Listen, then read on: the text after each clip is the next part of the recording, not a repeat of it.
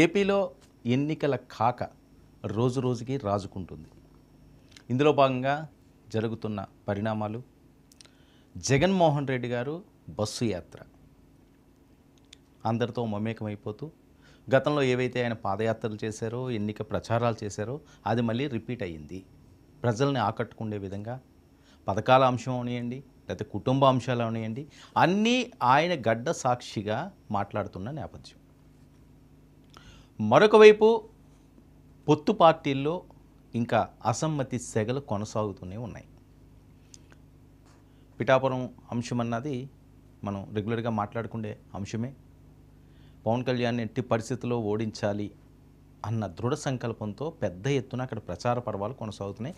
జనసేన ఇంకా వర్మ గారు సపోర్ట్ తోటి ఆయన ప్రచారం చేస్తున్నారు తప్ప వీళ్ళు శ్రేణులు పూర్తి స్థాయిలో అక్కడ స్టార్ట్ చేయలేదనే చెప్పాలి. ఎందుకంటే 30వ తేదీన పవన్ కళ్యాణ్ గారు అక్కడికి వెళ్తాను, 3 రోజుల పాటు అక్కడే మకాం వేసి ఆయన ప్రచారం చేస్తానన్నారు కాబట్టి అక్కడి నుంచి ఊపందుకునే అవకాశం ఉంటుంది.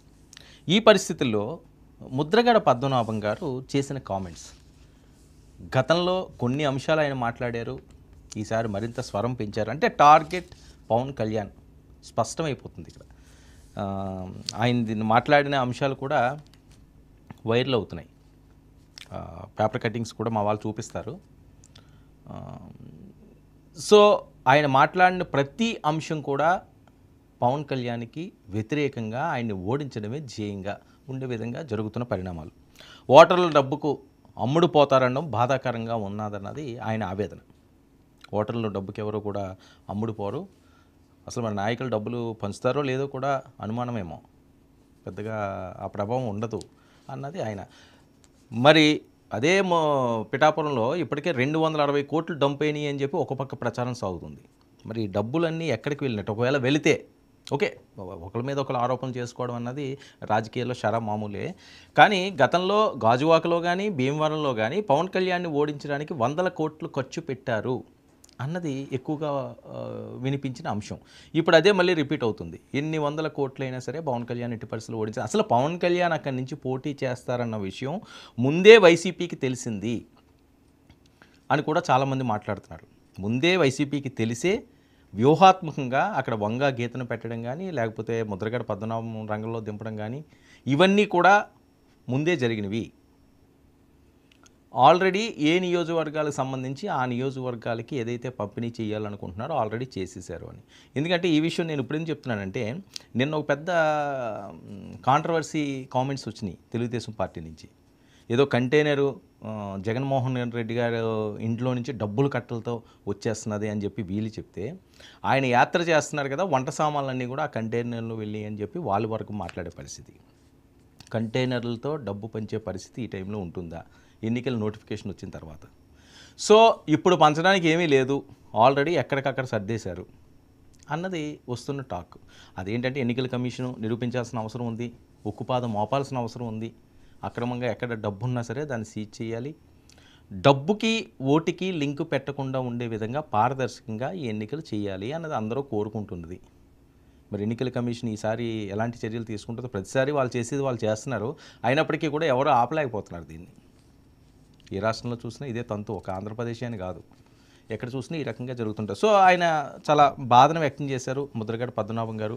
మరి గతంలో ఆయన గెలిచిన సందర్భంలో కూడా మరి డబ్బుల పంపిణీ జరిగిందో లేదో, లేకపోతే వేరే వాళ్ళు పోటీ చేసిన దగ్గర డబ్బుల పంపిణీ జరిగిందో లేదో, ఇవన్నీ కూడా ఆత్మవిమర్శ చేసుకోవాలని చెప్పి జన సైనికులు స్టార్ట్ చేశారు. ఎందుకంటే ఈయన ఒక మాట అంటే వాళ్ళు 100 మంది రెడీగా ఉంటారు. మళ్ళీ ముద్రగడ పద్మనాభం గారు పవన్ కళ్యాణ్ టార్గెట్ చేస్తే వాళ్ళందరూ ఈయన్ని ట్రోల్ చేయడం, ఈయన్ని అటాక్ చేయడం మొదలుపెట్టారు. సో ఇది మొదటి అంకం మాత్రమే, మున్ముందు ఇంకా చాలా ఉంది చూడాల్సింది అన్నది వాళ్ళు చెప్పే అంశం. ఎందుకంటే ఎన్ఆర్ఐ టీమ్స్, ప్రత్యేక ఎన్ఆర్ఐ టీమ్స్ అన్నీ కూడా 30వ తేదీలోపు పిఠాపురం వస్తున్నాడు పవన్ కళ్యాణ్ గారికి.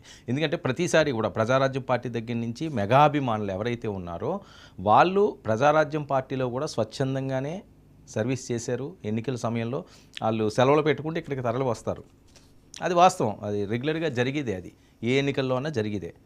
వాళ్ళు దీనికోసమని ఎన్నికల ఇయర్ వచ్చింది అంటే వాళ్ళ లీవ్స్ అన్నీ కూడా వాళ్ళు సేవ్ చేసుకుని ఇక్కడికి రావడానికి ట్రై చేస్తారు. ముఖ్యమైన వాళ్ళు కూడా ఆర్థికంగా బలపడిన వాళ్ళు, ఏదో సామాన్యమైన వాళ్ళు కాదు, చిన్న చిన్న వాళ్ళు కాదు, వాళ్ళు కూడా పెద్ద కేడర్లో ఉన్న వాళ్ళే. వాళ్ళంతా వచ్చి దగ్గరుండి, అంటే ఎవరిని కూడా నమ్మకుండా, ఒకవేళ ఏదైనా జరుగుతుందేమో నమ్మకంగా వెళ్ళి మళ్ళీ అలాంటి అవమానం పవన్ కళ్యాణ్కి రాకూడదు అన్నది ఈసారి ఇంకా స్ట్రాంగ్గా చేయాలన్నది. గతంలో గాజువాకు వెళ్ళిన టీములు, అలాగే భీమవరం వెళ్ళినాయి, కానీ విజయాన్ని తెప్పించుకోలేకపోయారు. కానీ ఈసారి అది జరగకూడదు. ఎందుకంటే ఇక్కడ చాలా బలమైన శక్తులు ఉన్నాయి పిఠాపురంలో ఈసారి పవన్ కళ్యాణ్ని ఓడించడానికి. వైఎస్ఆర్సీపీ ముఖ్య నేతలు అన్ని శక్తులు అక్కడ కేంద్రీకరించారు. ఇది వస్తున్న టాక్. నిజమో అబద్ధమో అక్కడ వాస్తవంగా ఏం జరుగుతుందో అవన్నీ కూడా ఆ ప్రాంత వాసులకే తెలియాలి. కానీ జరుగుతున్న ప్రచారం ఆందోళనకరంగానే కలిగిస్తుంది. ఏం జరుగుతుందో పిఠాపురంలోని, ఏం జరగబోతుందని. మరొక వైపు అక్కడ కొన్ని అద్దె ఇల్లులు కూడా, పెద్ద పెద్ద ఇల్లులు, అద్దె ఇల్లులు ఏవైతే ఉన్నాయో దానికి సంబంధించి రాయలసీమ ప్రాంతం నుంచి వచ్చిన కొంతమంది రెడ్డి సామాజిక వర్గం వాళ్ళు గత 4 నెలల నుంచే అక్కడ రెంట్లకి తీసుకున్నారు అని చెప్పి మరొక ప్రచారం సాగుతుంది. ఎందుకంటే లాడ్జిల్లోని వాటిలో ఉండే పరిస్థితి ఉంటుంది కాబట్టి, వాళ్ళ మీద నిఘా ఎక్కువ ఉండే ఛాన్స్ ఉంటుంది కాబట్టి పూర్తి స్థాయిలో పిఠాపురంలోనే వాళ్ళు ఉండి ఎలక్షన్ సక్సెస్ఫుల్గా, అంటే పులివెందుల్లో ఏ రకంగా ఎలక్షన్ చేస్తారో, కడపలో ఏ రకంగా ఎలక్షన్ చేస్తారో, వైఎస్ కుటుంబం సొంత ఫ్యామిలీ ఉంటే ఏ రకంగా ఎన్నికలు చేస్తారో ఆ రకంగానే పవన్ కళ్యాణ్ ఓడించడానికి కూడా వాళ్ళు సిద్ధంగా ఉన్నారు. అన్ని రకాల మనుషులు పిఠాపురం వైపే పయనం. సో వీటిలన్నింటినీ అడ్డుకోవడానికి పవన్ కళ్యాణ్ గారి దగ్గర ఉన్న బలం వాళ్ళ అభిమానులే. ఆర్థిక పరంగా అయితే ఏదో 100 కోట్లు అంటున్నారు ఈసారి, అదైతే ఖర్చు పెట్టే పరిస్థితి అయితే 100కి 100% కూడా జనసేనకు ఉండే ఛాన్స్ లేదు. ఆ నించున్న అభ్యర్థులు ఎవరన్నా ఆర్థికంగా ఉన్నవాళ్ళంటే వాళ్ళు ఖర్చు పెట్టుకోవాలి తప్పించి పార్టీ నుంచి వాళ్ళకు 100 కోట్లు 50 కోట్లు పంపించి మీరు పని చేసుకోండి అని పరిస్థితి ఉండదు. అందుకనే విజయాలు కూడా అంత ఈజీగా రావట్లేదు, ఎందుకంటే డబ్బుతోటే ముడిపడిన అంశం కాబట్టి ఎన్నికలు. సో ఈసారి అయితే కొద్దిగా సీరియస్గానే వర్క్ చేస్తారు. ఎవరైనా ఆసక్తి ఉన్నవాళ్ళు స్వచ్ఛందంగా వచ్చి వాళ్ళకి వర్క్ చేయాలి. వాళ్ళకి ఆర్థిక స్తోమతను పెట్టి వాళ్ళు కూడా సాయం చేస్తారేమో. సో వాళ్ళని అడ్డుకోవడానికి ఎన్ఆర్ఐ టీమ్స్ పిఠాపురానికి వాళ్ళు బయలుదేరారు. కాకినాడలో మకం పెట్టి అక్కడి నుంచి అక్కడ తిరగడానికని ఏవో చేసుకుంటున్నారట, వారు వ్యూహాలు వారు చేసుకున్నారు. సో కంబ్యాక్ పిఠాపురం విషయానికి వద్దాము. ముద్రగడ గారు వచ్చిన ఆయన మాట్లాడిన అంశం, పిఠాపురంలో ఓటర్ 1,00,000కు అమ్ముడు పోయారనేలా పవన్ మాట్లాడడం బాధగా ఉంది. 1,00,000 రూపాయలకు అమ్ముడుపోతారా పవన్ కళ్యాణ్ గారు, మీరు ఇలా మాట్లాడొచ్చా అని పాపం పెద్ద ఆయన ఆవేదన వ్యక్తం చేస్తున్నారు. మీలాగే ఓటర్లు అమ్ముడు పోతారనడం సరికాదు. ఇది టచ్ చేసే పాయింట్లు పవన్ కళ్యాణ్ గారిని కానీ వాళ్ళ అభిమానులు కానీ. గతంలో వైఎస్ఆర్సీపీ అధికారంలో ఉన్న వాళ్ళు ఎవరు మాట్లాడినా పవన్ కళ్యాణ్ దీని మీద చాలా సీరియస్ అవుతారు. వాళ్ళు వీర మహిళలు అవనియండి, లేకపోతే జన సైనికులు అవనియండి, ఏ రకంగా వాళ్ళ రిప్లై ఉంటుందో వేరే చెప్పాల్సిన అవసరం లేదు. ఇంకా బరస్ట్ అయ్యి ఎక్స్ట్రీమ్కి వెళ్ళిపోయి పబ్లిక్గానే పవన్ కళ్యాణ్ చెప్పు తీసుకు కూడా చూపించిన ఘటన గతంలో జరిగింది. అదేంటి, ఎన్నికలకు ముందు. సో ఈ ప్రచార పర్వంలో మళ్ళీ అదే టార్గెట్ చేసి మీలాగే ఓటర్లు డబ్బుకు అమ్ముకుపోతారనడంలో ఆంతర్యం ఏంటి అంటే, పవన్ కళ్యాణ్ గారు డబ్బుకి అమ్ముడుపోయారా, అమ్ముడుపోతే ఎంతకు అమ్ముడుపోయారు, ముద్రగడ పద్మనాభం గారి దగ్గర ఉన్న సాక్ష్యాధారాలు ఏంటి, ఎన్ని కోట్లు చేతులు మారినాయి, ఇది కూడా సీరియస్గా తీసుకోవాలి. ఐటీ సోదాలు చేయించాల్సిన అవసరం ఉంది, సిబిఐని రప్పించాల్సిన అవసరం ఉంది. తప్పు కదా ఆ రకంగా కోట్లు తీసుకుండి పార్టీలని అమ్ముడుపోవడం అన్నది చాలా తప్పు. ముద్రగడ గారు ఇలాంటి దాని మీద ఖచ్చితంగా ఆయన పోరాటం చేసినా తప్పులేదు. మరి ఎన్ని కోట్లు అమ్ముడుపోయారు ఆయన అన్నది చెప్పాలి అన్నది జనసైనికుల మాట. ఎవరిచ్చారు, ఎంత ఇచ్చారు, ఎక్కడిచ్చారు, ఎన్ని కోట్లది, 100 కోట్ల లేకపోతే 1000 కోట్లలోనా, 21 సీట్లు తీసుకుంటారంటే ఆయన మొత్తం అన్నింటినీ కలిపన్నది ఇది. మీలాగే అమ్ముడుపోతారన్నది. అమ్ముడుపోయారనే అంశం అయితే మెగా బ్రదర్స్కి మంట వస్తుంది. నాగబాబు గారు వెర్షన్ ఏ రకంగా ఉంటుందో వేరే చెప్పాల్సిన అవసరం లేదు. పవన్ కళ్యాణ్ గారిది ఒక రకమైన మాట తీరైతే నాగబాబు గారిది మరొక రకమైంది. సో మళ్ళీ ముద్రగడ గారిని ఇప్పటికొచ్చి ఎవరు టచ్ చేయలేదు. ఇక్కడ అంశం ఏంటంటే ముద్రగడ గారు మాట్లాడారు, ఒక మీడియాలో మాట్లాడారు, ఆయన టార్గెట్ చేస్తే వీర మహిళలని లేకపోతే జన సైనికులవనివ్వండి వాళ్ళు తట్టుకోలేక రిప్లై ఇస్తున్నారు. కానీ పవన్ కళ్యాణ్ గారు కానీ నాగబాబు గారు కానీ ఈ అంశం మీద ఎందుకంటే డైరెక్ట్గా హిట్ చేసేది వాళ్ళకే కాబట్టి వాళ్ళు స్పందించాలి. కానీ స్పందించలేదు అంటే చాలా కారణాలు ఉండొచ్చేమో. ఆయన కాపు ఉద్యమంలో ఉన్న ఆయన, సొంత సామాజిక వర్గం అయినా, కొద్దిగా పెద్ద అయినా ఆ గౌరవం ఆయనకి ఇవ్వాలేమో, సరే ఆయనే మారతారేమో అని వీళ్ళు ఆలోచిస్తున్నారని చెప్పి కొంతమంది జనసేన ముఖ్య నాయకులు చెప్తున్న మాటలు. వాళ్ళు అనాలి అంటే ఒక్క నిమిషం పట్టదు. ఈ నిన్నన్నా సరే ఆయన ఆలోచిస్తున్నారు అంటే ఆ పెద్దరికానికి ఇచ్చిన విలువ అది ఆయన కాపాడుకోకపోతే డైరెక్ట్గా వాళ్ళే మాట్లాడతారండి. అంటే శృతి మించకూడదు. ఏదన్నా సరే కొంతవరకు వెళ్ళినంత వరకు బాగానే ఉంటుంది. ఆ ఎడ్జ్ దాటింది అంటే అది వేరే రకంగా ఉంటుంది. ఎవరికైనా ఆ జగన్మోహన్ రెడ్డి గారికి టచ్ చేసినా, చంద్రబాబు నాయుడు గారిని టచ్ చేసినా, లేకపోతే ఇంకొక ముఖ్య నాయకులను టచ్ చేసినా, ప్రధానమంత్రి స్థాయిలో టచ్ చేసినా ఒక లిమిట్ ఉంటుంది. లిమిట్ క్రాస్ అవ్వనంత వరకు ఎవరైనా సామాన్యంగా మనమన్నా సరే అంతే. ఆ లిమిట్ వరకు వెళ్ళినంత వరకు పర్వాలేదు, భరించినంత వరకు పర్లేదు. కానీ భరించరానంతగా మాట్లాడితే, భరించరానంతగా ఇబ్బంది పడితే, భరించరానంతగా టార్గెట్ చేస్తే బర్స్ట్ అవుతారు. చాలా సందర్భాల్లో మనం చూసాం. Not only Pawan Kalyan, not only Chandrababu Naidu, not only Jaganmohan Reddy, ఎవరైనా సామాన్య మనిషి అయినా ఆ పిల్లినన్న రూమ్లో పెట్టి దాన్ని కొడతంటే తలుపులేసి దానికి బయటికి వెళ్ళడానికి అవకాశం లేకుండా దాన్ని ఇబ్బంది పెట్టి పిల్లి ఏం చేస్తుంది? పాలు తాగిపోతుంది, ప్రాణమే తీసిది కదా. అయినా కొంతమంది ఏంటంటే అదొక రకమైన మెంటల్ కండిషన్. నేను వేరే వాళ్ళని ప్రస్తావించను. ఆ రకమైన అనడం కూడా యాజ్ ఎ జర్నలిస్ట్గా నాకు సబు కాబట్టి ఆ రకంగానే అన్నాను. పిల్లిని గదిలో బంధిస్తే ఏమవుతుంది? అది పూలే అయిపోద్ది అంటారు. వాస్తవమే. ఇంకా అది ఏం చేస్తుంది? పాలు తాగాల్సింది రక్తం మరుగడుతుంది, రక్కేస్తుంది, కరికేస్తుంది, ఏం చేయడానికైనా సిద్ధపడుతుంది. సో అంతవరకు తెచ్చుకోవడం ఎందుకు? ఒక పిల్లే పులిలా విజృంభిస్తే ఒక క్యాడర్లో ఉన్న పెద్ద నాయకుల్ని మరీ ఎక్కువగా గెలికితే వాళ్ళు ఊరుకుంటారా? ఇది తెలుసుకోవాల్సిన సూక్తి. మరొక వైపు కాకినాడ ఎంపీగా సునీల్ను, పిఠాపురం ఎమ్మెల్యేగా వంగా గీతను గెలిపించుకుంటాం.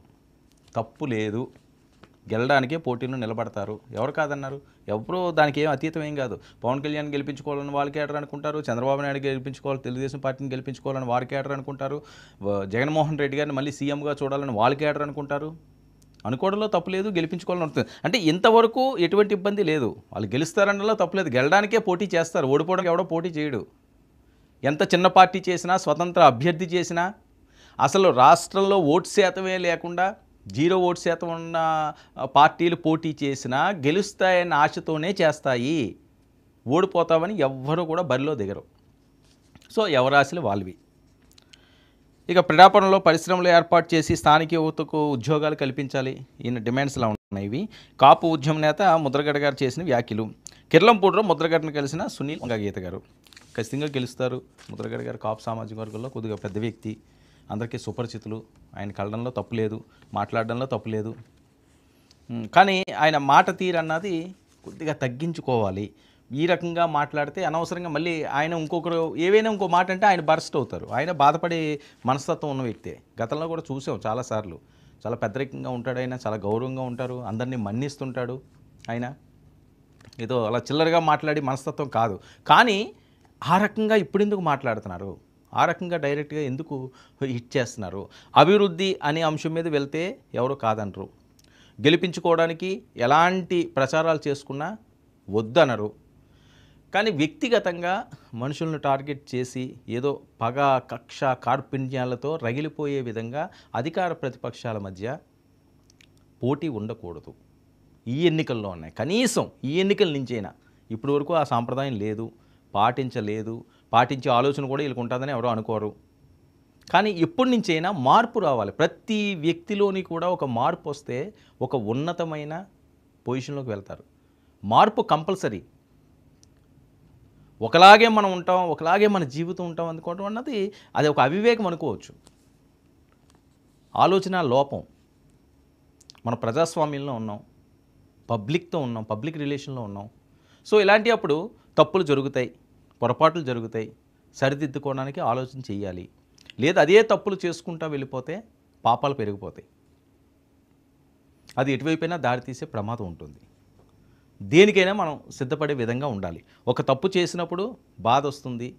ఎవరైనా మన అన్నప్పుడు ఆ నిమిషానికి మనం బరస్ట్ అవుతాము, బాధపడతాము, అయిపోయింది. ఇంక అంతేగాని అదే పనిగా మొన్న ఆడు అన్నాడరా, ఓ నెల పోయే కూడా నెల క్రితం ఆడు అన్నాడరా, ఓ సంవత్సరం పోయి సంవత్సరం క్రితం ఆడు అన్నాడరా, 10 సంవత్సరాలు పోయి 10 సంవత్సరాల క్రితం ఇలా అన్నాడరా అంటే ఇంక దానికి ఇంక ఎండ్ ఎక్కడ ఉంటుంది? అంత అవసరమే ఉంది. మాట అన్నంతట్లో ఏదో అయిపోదు కదా. అనడం తప్పు, అనడంని ఎవరు సమర్థించరు, అనడం కూడా తప్పే. వాళ్ళు విచక్షణకు వదిలేస్తే మన పెద్దరికం నిలబడుతుందిగా. ఆ విధంగా ఆలోచన చేయాల్సిన అవసరం ఉంది అధికార ప్రతిపక్షాల మధ్య ప్రధానంగా. ఎందుకంటే ఇది రోజు రోజుకి ముదిరిపోతుంది. ఇది నెవర్ ఎండ్లా ఉంది. సో దీనికి ఎక్కడో దగ్గర ఫుల్ స్టాప్ పడాల్సిన అవసరం ఉంది.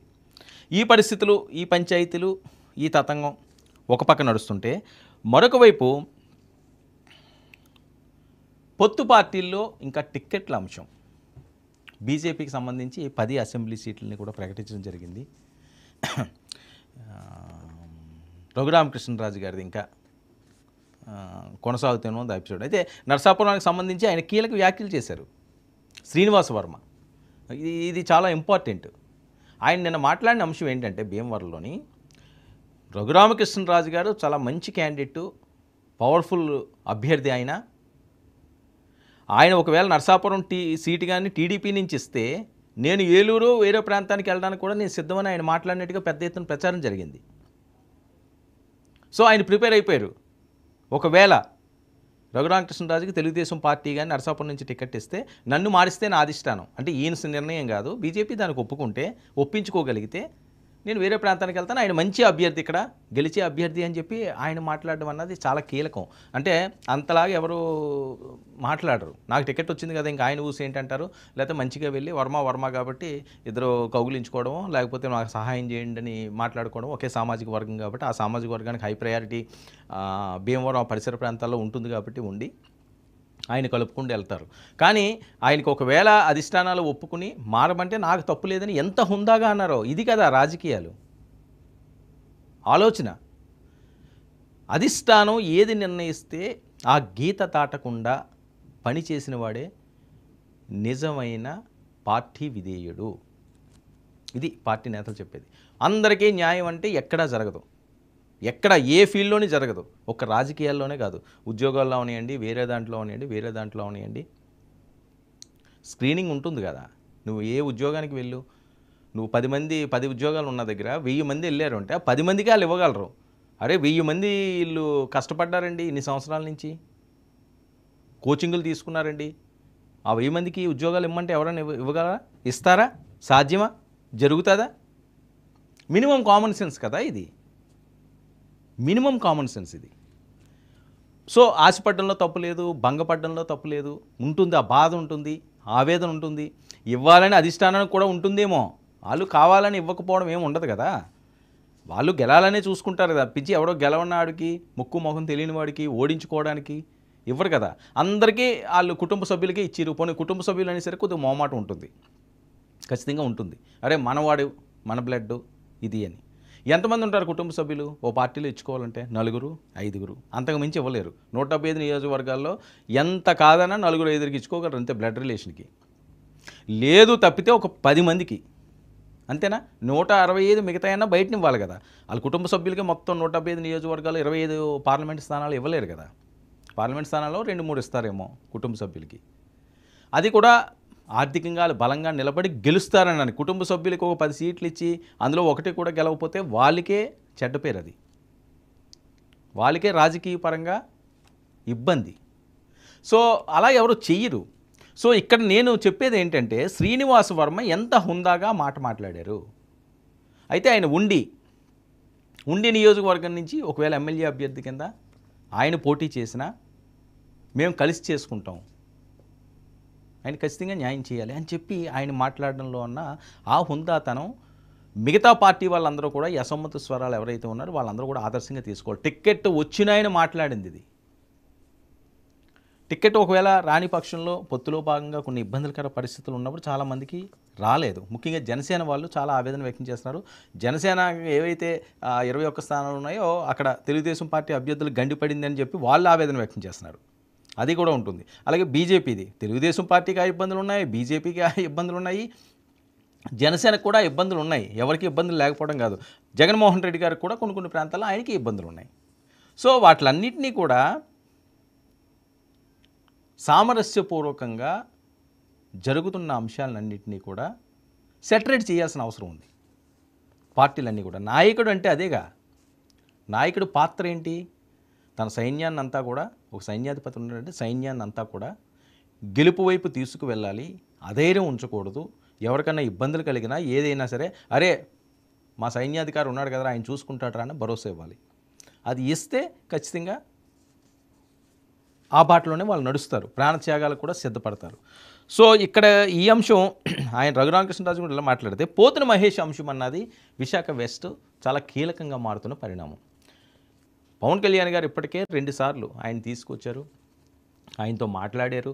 అయినప్పటికీ కూడా ఆయన ఎక్కడా తగ్గటం లేదు అన్నది పెద్ద ఎత్తున కలకలాన్ని రేపుతున్న అంశం. ఎందుకంటే పంచకర్ల సందీప్ది కూడా ఇదే ఇష్యూ వచ్చింది. కానీ సందీప్ని ఆయన పిలిచారు, ఆయన సైలెంట్ అయ్యాడు. ఎందుకంటే అతను పల్లె నిద్రలు అవి కూడా చేసుకుని తిరిగాడు ఆ కుర్రాడు. 2019 నుంచి ఇప్పుడు వరకు కూడా ఆయన పోరాటం చేస్తూనే ఉన్నాడు, చాలా కేసులు పెట్టించుకున్నాడు. అయినప్పటికీ కూడా ఓకే ఆయన చెప్పారు కదా. అంటే ఒక్క ఎమ్మెల్యే పదవనే కాదు కదా వీళ్ళు పదే చెప్పేదంటే, రేపు అధికారం వస్తే చాలా పదవులు ఉంటాయి. ఎమ్మెల్యే పదవికి డబ్బులు ఖర్చు పెట్టుకుని గెలుస్తామా లేదా, రాత్రి అనక పగలనక ప్రచారాలు చేసుకుండి టెన్షన్లో పెట్టుకుండి ఈ ఇబ్బంది కంట నామినేటెడ్ పదవులు వస్తే సేఫ్ అని ఆలోచించిన వాళ్ళు కూడా చాలామంది ఉంటారు. సో ఆ భరోసా ఖచ్చితంగా ఉంటుంది. జనసేన నుంచి కూడా కొంతమందికి ఉంటుంది, ఇచ్చారని కూడా చెప్తున్నారు. మరి అది ఎంతవరకు నిజమో వాళ్ళకి ఇంటర్నల్గా ఏం మాట్లాడుకున్నారో వాళ్ళకి తెలుసు, కానీ వాళ్ళే ఆలోచించుకోవాలి. సో పోతున మహేష్ అంశం మీద అటు పవన్ కళ్యాణ్ గారు కానీ నాగబాబు గారు కానీ చాలా సీరియస్ అవుతున్నారు. ఒక్క పోతున మహేష్ అంశం అనే కాదు, తిరుపతి అంశం అనండి, వేరే అంశం అనండి, ఇవన్నీ కూడా ఈ అసమ్మతులు ఎక్కడైతే ఉన్నాయో వాళ్ళకి గీత కానీ దాటితే క్షమించేది లేదు. ఇంతవరకు కూడా ఒక రకంగా వెళ్ళింది. మా ఆలోచన మాకు వదిలేయండి, మేము ఏం చేయాలి, ఎలా ముందుకు సాగాలి అన్నది మేము చూస్తాం. అసమ్మతులు స్వరాలు ఇంకా పెంచితే సీరియస్గా నిర్ణయం తీసుకోక తప్పదు. ఇది వాళ్ళు ఇచ్చిన సందేశం. ఎందుకంటే ఈ టైంలో డిస్టర్బ్ చేస్తే ఎవరో ఒకరి వల్ల మొత్తం సిస్టమ్ డిస్టర్బ్ అవ్వకూడదు. తులసివనంలో గంజాయి మొక్క పెరిగితే ఆ తులసివనం అంతా కూడా చేటు. ఏ పార్టీలో అన్నా సరే పార్టీకి విధేయతగా ఉండాలి అన్నది వాళ్ళ ఆలోచన. ఎందుకంటే నాగబాబు గారు కూడా కొన్ని అంశాల్లో, నేను ఇంటర్వ్యూలు చేసిన అంశాల్లో వీటిల్లో నాలుగు మాట్లాడేది కూడా ఈ రకంగానే ఉంటుంది. ఏదైనా తేడా వస్తే ఇంకంతే, క్లోజ్, ఇంకక్కడితోటి. అంతేగాని లాలించి బుజ్జగించి ఆ టైప్లో వాళ్ళు చేసే పరిస్థితి చాలా తక్కువ మందికి ఉంటుంది. సో ఎవరిష్టం వాళ్ళది, వాళ్ళది చెప్తారు, ఎవరు ఇష్టం వాళ్ళది. రిలేషన్స్ ఎప్పుడు కూడా ఉంటాయి, కానీ విధానాలకు వచ్చేసరికల్లా ఆ విధానాలని వేరే రకంగా కానీ ఆలోచిస్తే మాత్రం అది మేము బేర్ చేయం అని చెప్తున్నారు. సో ఇక ఎన్నికల ప్రచారానికి వెళ్ళి ఎట్టి పరిస్థితుల్లోనే అధికారం చేపట్టాలని, అలాగే ఓట్ ట్రాన్స్ఫర్ ఖచ్చితంగా అవి తీరాలని, ఎట్టి పరిస్థితుల్లో కూడా నెగిటివ్ ఓటు వైసీపీకి వెళ్ళకూడదని, ఇవన్నీ కూడా ప్రచారం చేసుకుండి ఇన్ని నెలలు పొత్తు పెట్టుకుండి ఆయన తగ్గించుకుండి ఈ రకంగా వెళ్తుంటే, సొంతంగా ఉన్న మనుషులే ఈ రకంగా మాట్లాడితే ఈ రకంగా ఎలా ఉంటుంది? ఒక ఎమ్మెల్యే టికెట్ అనే కాదు కదా. అందులోనే ఏంటంటే బీజేపీ సుజనా చౌదరిని నుంచోబెట్టింది అక్కడ. ఆయనేమి సామాన్యమైన వ్యక్తి కాదు కదా, కాదనలేని పరిస్థితి. ఎందుకంటే పార్టీని కూడా వాళ్ళు ఎంతో కొంత అండదండలు ఉంటాయి పార్టీలకి, ఆర్థిక పరంగా ఉన్నాయండి, వేరే రకంగా ఉన్నాయండి, దేన్నన్నా సరే కక్కా ముక్క తిన్నోళ్ళు వాళ్ళు. అంత ఈజీగా ఎన్నికలను వదులుకునే పరిస్థితి కాదు. ఎన్నో వ్యూహాలతో ఆయన విజయవాడ వెస్ట్కి వచ్చి ఉంటారు. అసలు విజయవాడ వెస్ట్కి సుజనా చౌదరికి ఏంటి సంబంధం? ఆయన అంతకుముందు ఏమైనా ప్రచారం చేశారా, అక్కడ ఏమైనా ఉన్నారా? సో ఆవేదన అయితే పోతున మహేష్కి ఉండడం అన్నది సహజం. ఆయన ఎప్పటి నుంచో వర్క్ చేసుకుంటున్నాడు కాబట్టి ఈరోజు పారాచూట్ బ్యాచ్ లాగా వచ్చి అక్కడ నిలబడి నాకు గండి కొడతాను అంటే ఏంటన్నది ఖచ్చితంగా కష్టపడి ఓడికి ఆ బాధ ఉంటుంది, అది ఎవరో కాదనలేరు. కానీ ఇది సమయం కాదు, ఈ సమయంలో ఒకవేళ నెగిటివ్ చేస్తే నష్టం పార్టీకే అన్నది వీళ్ళు వాదన. ఎందుకంటే జన సైనికులన్నా ఇంకొకరన్నా చాలా ఆప్యాయంగా పవన్ కళ్యాణ్ గారు వాళ్ళకి కష్టమైన ఇష్టమైన ఆయన కాకపోయినా ఇప్పుడు నాగబాబు గారు ఇంకోళ్ళ ద్వారా తెలుసుకుని ఆయన ఏదో వెల్ఫేర్ చేస్తా ముందుకు సాగే మనస్తత్వం ఉన్న వ్యక్తి. ఆయన పెద్దగా అందరితో ఇంటరాక్ట్ అయ్యే సందర్భాలు కూడా చాలా తక్కువ ఉంటాయి ఆయన దాకా వెళ్ళడం అన్నది. సో మధ్య మధ్యలోనే అన్నీ జరుగుతుంటాయి. ఈ నేపథ్యంలో కొంతమందినే ఆయన పేరు పెట్టి పిలిచి చనువుగా ఉన్నవాళ్ళు, అందులో ఒక వ్యక్తి పోతుల మహేష్. సో ఇలాగా సొంత ఇన్ సర్కిల్లో ఉన్నవాళ్ళు, ఆయన చుట్టూ ఉన్న దాంట్లో ఉన్న వాళ్ళు పోతుల మహేష్ కూడా ఒకటి. కాబట్టి ఆయనే ఈ రకంగా చేస్తే అది నెగిటివ్ వెళ్తుంది కదా, నెగిటివ్ సైన్స్ వెళ్తాయి. సో ఆయన తగ్గాలి. మరి అది తగ్గుతారో తగ్గరో, తగ్గకపోతే మాత్రం వీళ్ళు కాంప్రమైజ్ అయ్యే పరిస్థితి లేదు. ఎందుకంటే నిండా మునిగిన తర్వాత ఇంక చలి చూడకూడదు. ఆల్రెడీ దిగిపోయారు వీళ్ళు, సముద్రంలో ఈతకి ప్రిపేర్ అయ్యారు. అది నువ్వు ఒడ్డుకి చేరతావా, అక్కడే ఆగుతావా, ఆత్మసమర్పణ చేసుకుంటావా అన్న స్టేజ్లో ఉన్నాయి ఇప్పుడు పార్టీలన్నీ కూడా. ఇంక ఇప్పుడు లాలించడాలు బుజ్జగించడాలు ఈ పరిస్థితి ఉంటుందా? ఖచ్చితంగా ఉండే అవకాశం లేదు, టైం లేదు, సమయం లేదు మిత్రమా అన్నట్టుగా ఉంది. ఎవరు వ్యూహాలు వాళ్ళు వెళ్ళాలి. ఇంకా చాలా ఆడవాళ్ళు ఉన్నాయి. నియోజకవర్గాలన్నింటినీ కూడా బలోపేతం చేసుకోవాల్సిన అవసరం ఉన్నది. బూత్ కమిటీలు వేసుకోవాల్సిన అవసరం ఉంది. ఎన్ని అంశాలు ఉన్నాయి ఇందులో. ఇప్పుడు ఇంకా నాన్న అమ్మ అంటే ఎవరిని ఏ పార్టీ వాళ్ళు, జగన్మోహన్ రెడ్డి గారు ఎవరినైనా బుజ్జగిస్తున్నారా? వెళ్ళిపోయిన వాళ్ళు వెళ్ళిపోమంటున్నారు. ఉండిన వాళ్ళు ఉంటారు, ఆయన నమ్ముకుని ఉన్న వాళ్ళు ఉంటారు. ఉంటే ఖచ్చితంగా వాళ్ళ దృష్టిలో ఉంటే రేపు అవకాశం వచ్చినప్పుడు ఏదైనా చేస్తారు. జగన్మోహన్ రెడ్డి గారిని కూడా చాలామంది వ్యతిరేకించకపోవడానికి కారణం అదే. ఆయన ఒకరికి ఏమైనా హామీ ఇచ్చి ఇది చేస్తాను అని ఆ క్యాడర్లో అంటే ఎక్కడో దగ్గర అకామిడేట్ చేస్తారు. ఆయన అకామిడేట్ చేయడంలో ఆయన ఏమో ఆలోచించరు. రాజశేఖర్ రెడ్డి గారు కూడా అదే పరిస్థితి. రాజశేఖర్ రెడ్డి గారు పాదయాత్రలో ఎవరైతే ఆయనకి తోడుగా ఉన్నారో, ఎవరైతే కష్టకాలంలో ఆదుకున్నారో వాళ్ళందరినీ ఆయన సెటిల్ చేశారు. మంచి మంచి పోస్టులు ఇచ్చారు. వాళ్ళ పిల్లలకి ఏమైనా చదువులు అయితే అవి చెప్పించారు. చాలా అంశాలు ఉన్నాయి. ఒక నాయకుడు ఎదిగి సక్సెస్ఫుల్గా ప్రజల మదిలో వాళ్ళు మనసులని చూడగొన్నారు అంటే అది సామాన్యమైన విషయం కాదు. కొంతమందికే అది ఉంటుంది. ఓకే, నెగిటివ్ పాజిటివ్ అన్నీ మాట్లాడుకోవాలి. ఇంకా ఎంతసేపు ఒకరి మీద బురద చల్లుదాం అనుకోవడం మనస్తత్వం కూడా మంచిది కాదు. మంచి చేస్తే మంచి అని చెప్పుకోవాలి, చెడ్డ చేస్తే చెడ్డ అని చెప్పుకోవాలి. రాజశేఖర రెడ్డి గారు మంచి చేస్తే మంచే. ఆయన టైంలో ఏమైనా తప్పులు జరిగినా, అవినీతులు జరిగినా అవన్నీ కూడా చెడ్డ అయితే చెడ్డే చెప్పుకోవాలి. జగన్మోహన్ రెడ్డి గారు కూడా అంతే. నవరత్నాల పేరుతో ఎంతోమందికి ఆయన పథకాలు అందించారు. సో అది రాష్ట్రానికి మంచా చెడ్డ అనే అంశం పక్కన పెడితే కొన్ని లక్షల మందికి అయితే వెల్ఫేర్ అందింది, వాళ్ళు హ్యాపీగా ఉన్నారు. సో ఇలాగా ప్రతి దాంట్లో పాజిటివ్ నెగిటివ్ ఉంటుంది. ఈ అంశాల్లో కూడా అదే పరిస్థితి. ఇక్కడ కూడా ఆ రకంగానే ఉండే అవకాశం ఉంటుంది. అది మంచో చెడ్డో వాళ్ళు విచక్షణకు వదిలేస్తున్నారు. లేదు అంటే మాత్రం వేటు తప్పదు అని చెప్పి వాళ్ళు మాట్లాడే పరిస్థితి. ఈ పంచాయతీలు ఎలా నడుస్తుంటే హరిరామజోగి గారు మరొకసారి రంగప్రవేశం. హరిరామజోగి గారు ఆయన ఏమంటారు? మరో లేఖ. ఈ లేఖలో అంశం ఏంటంటే హరిరామజోగి గారు ఇప్పుడు లేటెస్ట్గా వేసిన లెటర్ది ఒకసారి మీరు చూడండి. కాపు బలిజ సంక్షేమ స్థాన వ్యవస్థాపక జనరల్ బాడీ తీర్మానం. ఇది ఒక తీర్మానాన్ని వాళ్ళు ఏర్పాటు చేయడం జరిగింది. ఏంటయ్యా ఈ తీర్మానం చెప్తాను.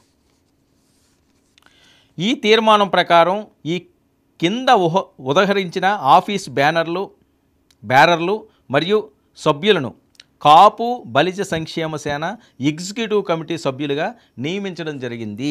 కాపు బలిజ సంక్షేమ సేన వ్యవస్థాపక జనరల్ బాడీ అన్నది ఒక తీర్మానం చేసుకుని ఇందులో ఈ సేన ఎగ్జిక్యూటివ్ కమిటీ సభ్యులను కూడా నియమించడం జరిగింది.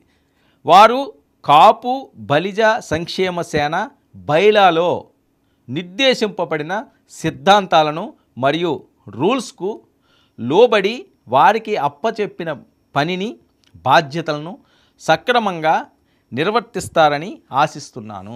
హరిరామజోగి గారు ఇచ్చింది. ఇందులో ఎవరయ్యా ఎగ్జిక్యూటివ్ మెంబర్లు అంటే 26 మందిని ఈయన రెడీ చేశారు ఈ సేనకి. అంటే ఈ మధ్యకాలంలో మరి పవన్ కళ్యాణ్ గారితో ఆయన కొద్దిగా వ్యతిరేకంగా ఉన్నారు. అంటే ఎవరు ప్రయత్నాలు వాళ్ళు చేస్తున్నారు. ఒక పక్క ముద్రగడ గారు, ఒక పక్క హరిరామజోగి గారు. ఇందులో ఎగ్జిక్యూటివ్ కమిటీల్లో ఉన్నవాళ్ళు ప్రధానంగా బొలిశెట్టి సత్య గారు విశాఖపట్నం. ఆయన కూడా మొన్న టికెట్ రాలేదని చెప్పి ఆయన కూడా ఆవేదన వ్యక్తం చేశారు. ఎప్పటి నుంచో నేను సర్వీస్ చేస్తున్నాను, బోల్డ్ డబ్బులు ఖర్చు పెట్టుకున్నాను, ఎంతో తిరిగానని ఆయన్ని కూడా కన్సిడర్ చేయలేదు మొన్న సీట్లలోని. బొలిశెట్టి సత్యనారాయణ ఈయన గౌరవ అధ్యక్షులు దీనికి. అలాగే చేగొండి హరిరామజోగి గారు వ్యవస్థాపక అధ్యక్షులు ఈయన దీనికి. ఇంకా అక్కడి నుంచి చూస్తే నేను ఫాస్ట్గా చెప్పేస్తాను, ఇవి చాలా పెద్ద లిస్టు, 26 మందిని చదవడం అంటే. కరాటం రాంబాబు బుట్టాయిగూడ నుంచి ఈయన, వీళ్ళందరూ కూడా గౌరవ సలహాదారులు. అలాగే తులసి రామచంద్ర ప్రభు గుంటూరు నుంచి, ఆమంచి స్వాములు చీరాల నుంచి, పివిఎస్ మూర్తి కడప నుంచి, అడ్డాల చంటి ఫిలిం ప్రొడ్యూసరు హైదరాబాదు, అలాగే డాక్టర్ బోరగడ్డ శ్రీనాథ్ హైదరాబాద్, గన్నం సత్యశేఖర్ హైదరాబాద్, పెనుమూరు సాయి ప్రసాద్ రాజంపేట, చవాకుల సూర్య నరేష్ బాబు, అలాగే బోనం వెంకట నరసింహ పాలకులు, బసవ సత్య సూర్యప్రకాష్ అమలాపురం, పోతకూరి ఆనంద్ తిరుపతి, రమణమూర్తి హైదరాబాదు, రాజా వన్యవరెడ్డి ఫిలిం డైరెక్టరు, పోలిశెట్టి రాధాకృష్ణ పాలకొల్లు, గణేశుల వెంకటరమణ కడప, బత్తెన మధుబాబు తిరుపతి, కోనేటి వెంకటేశ్వర్లు కర్నూలు, పత్తి చంద్రశేఖర్ అనంతపూర్, శ్యామ్ గుంటూరు, కృష్ణాంజనేయులు విజయవాడ, పసుపులేటి శేఖర్ వైజాగ్, ఆమంచి రాజేంద్ర ప్రసాద్ చీరాల, డాక్టర్ ముచ్చర్ల సంజయ్ పాలకొల్లు. ఇదండి ఈయన ఏర్పాటు చేసిన కమిటీ. మరి రేపు ఎన్నికల సమయంలో మరి కమిటీ ఏం చేయబోతుంది?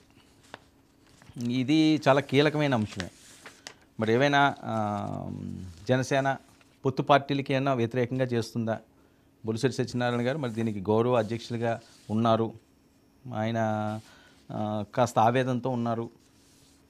అసలు ఈ టైంలో ఇంత క్లిష్ట పరిస్థితుల్లో ఏం జరుగుతుంది అని ఆలోచించుకుంటున్న సమయంలో ముద్రగడ గారు తీసుకున్న ఆ నిర్ణయం, హరిరామజోగి గారు వరుస లేఖాస్త్రాలతో పాటుగా ఈరోజు ఒక కమిటీ ఏర్పాటు చేయడం, దాన్ని బొలిశెట్టి సత్య గారిని గౌరవ అధ్యక్షులుగా నియమించడం, ఇదంతా ఏదైనా జరగరాని దానికి జరుగుతుందా?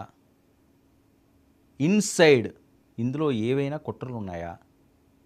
కాపు సామాజిక వర్గాన్ని రెండుగా చీల్చడానికి, బీసీ కాపు దీన్ని చీల్చడానికి ఏవైనా పథకాలు రచిస్తున్నారా? ఇవన్నీ కూడా చాలా కీలకంగా, ఆందోళనకరంగా ఆంధ్రప్రదేశ్ రాజకీయాల్లో చోటు చేసుకుంటున్న పరిణామాలు. లేకపోతే ఈ టైంలో దీన్ని ఏర్పాటు చేయవలసిన అవసరం ఏంటి? అంటే వీళ్ళు ప్రచారాలు కూడా చేస్తారు, నాకు తెలిసి. ప్రచారాలు ఎవరికి చేస్తారు, ఏ రకంగా చేస్తారు, ఈ 26 మంది వ్యవస్థాపక కమిటీ ఏం చేయబోతుంది అన్నది చాలా కీలకంగా మారుతున్న నేపథ్యం. ఈ పరిస్థితులలో మరి పవన్ కళ్యాణ్ గారి యాత్రాంశం అవనియండి, లేదా 3 టికెట్లు ఎవరికి ఇస్తారనే అంశం అవనియండి, మరొకటి రగులుతానే ఉంది. ఈ నేపథ్యంలో జగన్మోహన్ రెడ్డి గారు తనదైన శైలిలో ప్రజలతో ప్రత్యేక మీటింగ్లు ఏర్పాటు చేసుకుని, బహిరంగ సభలు మాటామంతి కలిపి వాళ్ళ సమస్యలను ఎదుర్కొని రేపు అధికారంలోకి ఏ రకంగా రావాలి అన్నది ఆయన ఒక పక్క వ్యూహం రచిస్తుంటే, పొత్తు పార్టీల్లో భాగంగా చంద్రబాబు నాయుడు గారు ఒక పక్క ప్రచారం చేస్తున్నారు, పవన్ కళ్యాణ్ గారు ప్రచారానికి ముహూర్తం ఫిక్స్ చేసుకున్నారు, బీజేపీ కూడా ఏదో ప్రత్యేక మీటింగు పెట్టుకుని వాళ్ళ కార్యక్రమం వాళ్ళు చేస్తున్నారు. కానీ ఇక్కడ చాలా కీలకమైన కీ పాయింట్ ఏంటంటే, పొత్తు పార్టీలు 3 ఒక చోట కలిసి రూపకల్పన చేసుకోవాల్సిన అవసరం ఉంది. చాలామంది విశ్లేషకులు మాట్లాడేది, పవన్ కళ్యాణ్ పని పవన్ కళ్యాణ్ గారు చేసుకుంటారు, చంద్రబాబు నాయుడు గారి పని చంద్రబాబు నాయుడు గారు చేసుకుంటారు, లోకేష్ గారి పని లోకేష్ గారు చేసుకుంటారు, పురంధేశ్వరి గారి పని పురంధేశ్వరి గారు చేసుకుంటారు అంటే ప్రజలు నమ్మరు. ప్రజల్ని నమ్మించాలి అంటే ఈ 3 ఒకటే, ఈ పొత్తు రాష్ట్రానికి అవసరం అనే విధంగా నమ్మగలిగే విధంగా మాట్లాడాలి, నమ్మగలిగే విధంగా వీళ్ళు ప్రణాళికలు ఉండాలి, నమ్మగలిగే విధంగా ఉమ్మడి మేనిఫెస్టో ఉండాలి, నమ్మగలిగే విధంగా వీళ్ళు సభలు ఏర్పాటు చేసుకోగలగాలి, నమ్మదగే విధంగా వీళ్ళు ప్రజల్లోకి వెళ్ళి డైరెక్ట్గా వాళ్ళతో ఇంటరాక్ట్ అవ్వాల్సిన అవసరం ఉంది. అది జగన్మోహన్ రెడ్డి గారు స్టార్ట్ చేశారు. మరి వీళ్ళు ఎప్పటి నుంచి స్టార్ట్ చేశారు అంటే, దీనికి కూడా తెలుగుదేశం శ్రేణులు ఉన్నాయండి, లేదా పవన్ కళ్యాణ్ గారు మేము ఎప్పుడు బయటే ఉన్నాము, మేము ఎక్కడ ప్రచారాలకు వెళ్లకుండా ప్రజలతో లేకుండా ఉన్నాము, ఓడిపోయినా 2019 నుంచి కూడా మేము ప్రజల్లో ఉన్నాము అంటారు. ఆ ఉండడం వేరు. ఇప్పుడు ఎలక్షన్ టైంలో ఆ నియోజకవర్గాల్లో పట్టు సాధించడం వేరు. ప్రజా ఉద్యమాలు చేయడం అన్నది అది కామన్. అది 2019 అది ప్రతిపక్ష పార్టీల పనే. అది అధికార పక్షం చేసి దాంట్లన్నింటిలో కూడా తప్పులు వెతికి దాని మీద వీళ్ళు ఫైట్ చేస్తారు. అది ప్రజల్లో ఉన్నట్టుగా వెళ్ళదు. ఎన్నికల సమయం వచ్చేసరికల్లా అవన్నీ కూడా మరుగున పడతాయి. నేను మొన్న ఒకసారి కూడా చెప్పాను, నిన్నటిది ఈ రోజు గుర్తుండదు, ఈ రోజు రేపు గుర్తుండదు. గుర్తున్నా 1-2 రోజులు అంతే, ఇంకా తర్వాత నార్మల్ స్టేజ్కి వచ్చేస్తుంది హ్యూమన్ సైకాలజీ. సో ఆ నేపథ్యంలో ఎన్నికల సమయంలో ఎవరు మనకు దగ్గర ఉన్నారు? నీకు దెబ్బ తగిలినప్పుడే కదా, నీకు ఎప్పుడైతే దెబ్బ తగులుతుందో ఆ టైంలో నీ పక్క నుండి నీకు మందు రాసి నీకు ధైర్యాన్ని చెబితే అది నీకు ఉపశమనం. నీకు ఈరోజు దెబ్బ తగిలింది, లేకపోతే మొన్న దెబ్బ తగిలినప్పుడు నేను వచ్చాను కదా, ఈరోజు దాని గురించి నేను మాట్లాడతాను, ప్రస్తావిస్తానంటే అయ్యే పని కాదు. ఎప్పుడు ఎక్కడ ఎలా చేయాలో అలాగే కొనసాగాలి. గతాన్ని వదిలేయాలి పార్టీలన్నీ కూడా. అదే చేస్తున్నారు జగన్మోహన్ రెడ్డి గారు. గతం సంగతి వదిలేయండి, వెల్ఫేర్లు ఇచ్చారా, ఏమి ఇచ్చారా, ఏం పథకాలు ఇచ్చారా అన్నది కాదు. ఇప్పుడు ఎలక్షన్లు చేయాలి కదా, ఇప్పుడు మళ్ళీ స్పీడ్ పెంచాలి కదా, ఇప్పుడు మళ్ళీ ప్రజల్లోకి వెళ్ళాలి కదా, ప్రజలను నమ్మించగలగాలి కదా, ఓట్లు రాబట్టుకోవాలి కదా. ఆ రకంగా ఆయన ప్రణాళికలు చేసుకుంటున్నారు. సో వీళ్ళు మేము నిత్యం ప్రజల్లోనే ఉన్నాం అనుకునే వాళ్ళు నిత్యం ప్రజల్లో ఉండడం వేరు, ఇప్పుడు ఆ నియోజకవర్గాల్లో గట్టిగా నిలబడగలగడం వేరు. ఇది క్రూషియల్ టైం, ఫైనల్. సో దీన్ని మరి ఏ రకంగా వాళ్ళు పాజిటివ్గా తీసుకుంటారో, ఉమ్మడి ప్రణాళికల్లో ఏముంటాయో, మరి అసంతృప్తుల మీద పవన్ కళ్యాణ్ గారు, నాగబాబు గారు ఆగ్రహానికి ఎప్పటికైనా సరే అసమ్మతులు వాళ్ళు సైలెంట్ అవుతారా? ఎందుకంటే తెలుగుదేశం పార్టీలో కూడా చాలా సీట్లు లేవు. నేను గతంలో కూడా ప్రస్తావించాను కదా, దేవినేని ఉమా వాళ్ళు సామాన్యమైన నాయకులు, వాళ్ళు సక్సెస్ఫుల్ లీడర్స్, వాళ్ళు ఆలపాటి రాజా వీళ్ళందరూ కూడా టికెట్లు వదులుకోవాల్సి వచ్చింది. గంటా శ్రీనివాసరావుకి ఇప్పుడు వచ్చి టికెట్టే లేదు, అతనికి అసలు ఓటమే తెలియదు. గంటా శ్రీనివాసరావు ఎక్కడున్నారు, ఎక్కడిస్తారు, అదొక సస్పెన్స్. రఘురామకృష్ణరాజు ఎక్కడ దాకా ఎందుకు, రఘురామకృష్ణరాజుకి టికెట్ లేదంటే రాష్ట్రంలో ఎవడో నమ్మరు. నర్సాపురం ఆయనకి పేటెంట్ హక్కులాగా అయిపోయింది, ఆయనకే టికెట్ అనుకున్నారు. ఇప్పుడు ఆ పరిస్థితి ఏంటి, అసలు రఘురామకృష్ణరాజుకి టికెట్ ఉందా లేదా కూడా తెలియని పరిస్థితి. ఆయన ఉన్న నియోజకవర్గం కూడా వేరే వాళ్ళు ఆక్యుపై చేసేసారు.